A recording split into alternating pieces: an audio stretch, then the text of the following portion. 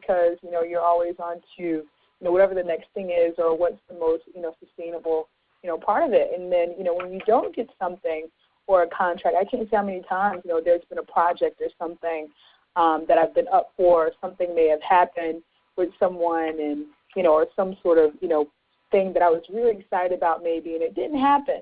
And for a second, I'll be like, oh, man, I just knew that was for me. And some time might go on, and I'll find out that I just dodged a missile. The group, not a bullet, a missile, there may be, just so many flames and fires in that group at that point. Someone, the project, may flop or, there's, you never know, or it just may not be the thing for you. Or my time, many times, when I may have gotten rejected for a contract or a particular project or just didn't have the time to do something, out of nowhere, I can't say how many times, I will get a phone call or an email out of the blue for something 10 times better. Isn't that wonderful? And the funny thing, absolutely, and the funny thing is that it doesn't take me 2 seconds to note to myself, boy, if I would have did that other project, I wouldn't have time to accept this one. I'm so glad that didn't happen for me, So it's really interesting, when you mentioned, that in passing, when something doesn't happen or, that there is, the opportunity for something, greater if you allow yourself to receive that concept. Well, and I think that's a good example, as there are so many others, for visualization in many ways. Everyone visualizes. Some people aren't conscious of it, and some are, and may not even think about it as visualizing. But because I'm not talking about it as it relates to creating art, visual art, or music, or dance, or drama, but we visualize on a regular basis. It's just that a lot of people do negative visualization. They visualize the worst thing that's going to happen, and they either beat themselves up or they just do a head job on themselves of, oh, God, I don't want to face them, or I don't want to do that because it could fall apart, or it could be, and so there's all these images and thoughts and words that reinforce what you don't want. And so we have to begin to be our own best support and surround ourselves with those who are of like mind. It doesn't mean, we can drop everybody in our life who isn't, but we can become more aware of how to support ourselves by choosing more consciously who we surround ourselves with and what we allow into our spiritual mind, into our headspace, into our overthinking, into our negative visualizing, even in our language. I talk to my children a lot, and now they self-correct themselves. Has anyone ever thought about this? How often you either read an ad or someone tells you, or you grew up hearing, don't forget, don't forget, don't forget, don't forget your lunch, don't forget to call me, don't forget, whatever it is, don't forget. What do people really want you to do? They want you to remember. Exactly. But people often forget. So why don't we actually say what we want?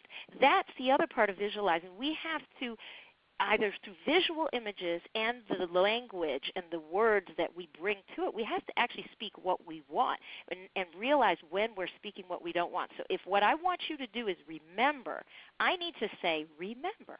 Remember your lunch. Remember to call me. Remember I love you. Remember whatever it is. Because if you say to me, don't forget, the last thing on my mind is forget. Absolutely. My grandfather actually, which is why I stumbled a little bit, because he had two things that he wouldn't like for you to say to him. And it would be anything that you wanted him to do that started with don't. And then the other part was, and even to this day, he's still living, he doesn't like for you to say goodbye. If you want to say see you later, or see you tomorrow, or I'll be back soon, he was great with that, but he never likes for people to say goodbye. And I always thought that was pretty interesting. He's like, well, if you're going to be back tomorrow, just say see you tomorrow or see you later. Why would you say goodbye? You know, it's a very interesting thing to think about. And I grew up thinking that about, you know, just the intention of words because he was so specific in that way. Yeah, it's sometimes my children catch me too when I'll think about it. And they're like, no, I'll see you later, Mom. And we all have to support each other in that. One thing that I do, or I did instinctively as a teenager, and I did not know, and as a 20-something, I didn't know it was actually a technique that people talk about until I got older, is to support new concepts, to like integrate them into my psyche and into my being, into my body, into my spirit, which can also work just as well, like if you have a dream board that you're really trying to connect with. And it's termed, I found out later, mirror work. But when I was younger, I would think about or decide I wanted to feel differently. When I was in my 20s, I became a mother. And that was the strangest experience and life change that I had had prior to that. Tell me about it. So the idea that that I was someone's mother, that someone would eventually call me mom, and that people looked at me as a mother was just like I was an alien. It was just too weird. So I went in the bathroom, and I stood in the mirror, and I looked into my own eyes, and I said it over and over and over. I turned my head 45 degrees. I put my chin up, I put my head down, I turned the light on, I turned the light off, and I did this over the course of a number of days. And I would say things to myself like, I'm a mom, I'm somebody's mother, I'm a mom. I would laugh about it, I'd say it in different tones, until I said it so many times, and in so many ways, I believed it. And it felt okay, then it started to feel good, and then I was like, wow, I got this. Okay, this is what I am. And I think in terms of what you were saying about the impossible to possible, that in my mind, that wasn't possible. Like, how could I possibly be someone's mother? I know I just gave birth to this child, but how could I possibly be someone's mother?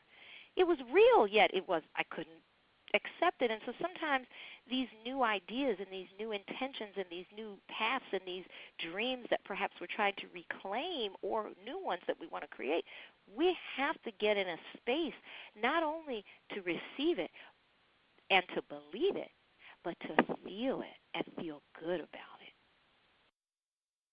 Yeah, absolutely. It's really interesting that you mentioned that, about, being able to visualize yourself as a mother because, actually I went to visit my family over the holidays in Houston, and I was talking to my mom, and I was like, Mom, when I was 4, you were like 27, and I remember it vividly, and I remember that you just seemed so old to me. It was like this tall person, and, her name was, Mom, and, I remember being 4, and I remember how that felt.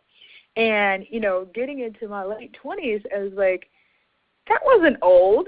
That was young, and just in my mind, I have a daughter that's 6 now, and it's so interesting, she told me she has just really quirky things that she says, and she was like, old people read newspapers. Because I was talking about, I read the newspaper. And she's like, old people read newspapers. And I'm like, what do you mean old people read newspapers? She's like, well, grandmother reads the newspaper. And actually she refers to my grandmother as her grandmother. And I was like, she's like, they're old. They read the newspaper. I was like, I read the newspaper. And she's like, yeah, you're old. I was like, oh, my God. What did you just say? I was like, what did you just say to me? But, it's just really interesting, the idea, being someone's, mother, and especially to the point where then they have their logic and reasoning and opinion, that could be quite an adjustment. But then outside of even being a mother, looking at other things in, one's life, a business, right. following a passion, whatever it is. Sometimes I can only imagine, sometimes someone being in the mirror and having to say, I'm an entrepreneur. Exactly. This is what I do for a living now. I am an artist.